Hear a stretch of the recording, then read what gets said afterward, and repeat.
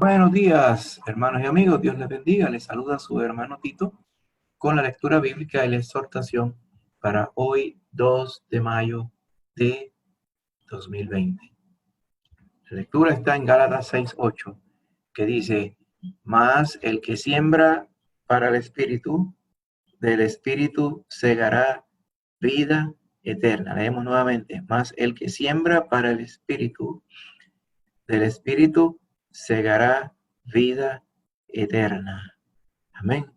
Bien bendecida esta palabra porque nos está hablando de que hay una recompensa, como lo dice aquí literalmente, para el que siembra para el Espíritu. ¿Qué es lo que quiere decir sembrar para el Espíritu? ¿Okay? Mira lo que está pasando aquí. Vamos un poquito a ver el contexto. Allá en en Gálatas 6:8 dice, verso 1, dice: hermanos, si alguno fuere sorprendido en alguna falta, vosotros que sois espirituales, restauradle con espíritu de mansedumbre, considerándote a ti mismo, no sea que tú también seas tentado. Sobrellevad los unos las cargas de los otros, y cumplid así la ley de Cristo.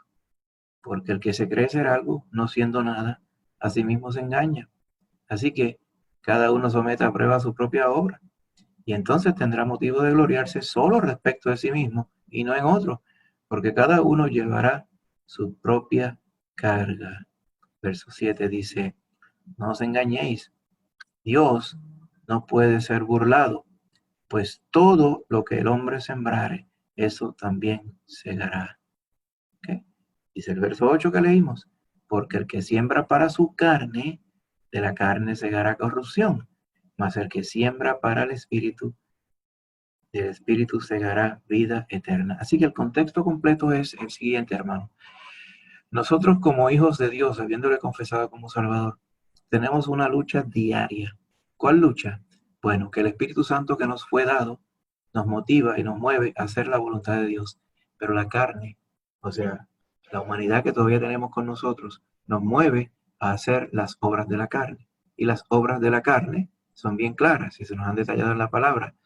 Todas aquellas inmoralidades, aquellos pecados, aquellas cosas terribles que el Señor aborrece, son frutos, o sea, producto de la carne. Así que la vida del cristiano estriba en esta lucha diaria. Pero fíjese que el Señor, como le dije, nos ha dado su espíritu para que con el espíritu hagamos morir, o sea, domar, aplacar los deseos y las acciones de la carne. Lo que está diciendo aquí en el verso 8 entonces es que el creyente no está puesto para enfocarse y proveer, alimentar, azuzar o echarle leña o echarle gasolina al fuego de la carne. Todo lo contrario, estamos para que con el Espíritu y el poder del Espíritu Santo en nosotros podamos apagar esas tentaciones que salen de nuestra carne. Por eso es que en el verso siguiente, el verso 9, reconociendo esa lucha, dice: no nos cansemos, pues, de hacer bien. Como quien dice, el Señor reconoce que esto es una lucha diaria.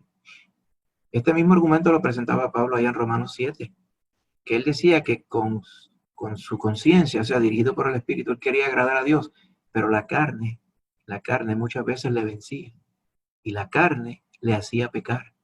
Entonces, ¿qué decía él? Que, o sea, él decía: ¿y ahora qué va a pasar?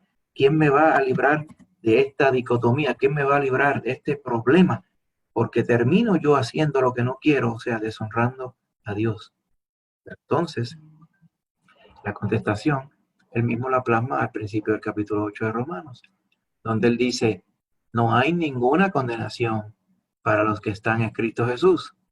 ¿Por qué? Porque esos no andan conforme a la carne, sino conforme al Espíritu. ¿Por qué?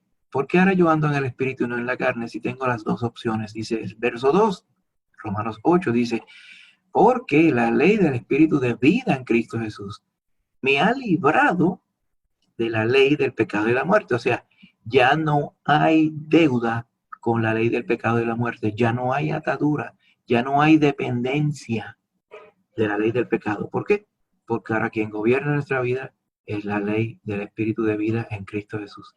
Por eso es que leímos en Gálatas 6:8, volviendo a Gálatas: el que siembra para el Espíritu, del Espíritu cegará vida eterna.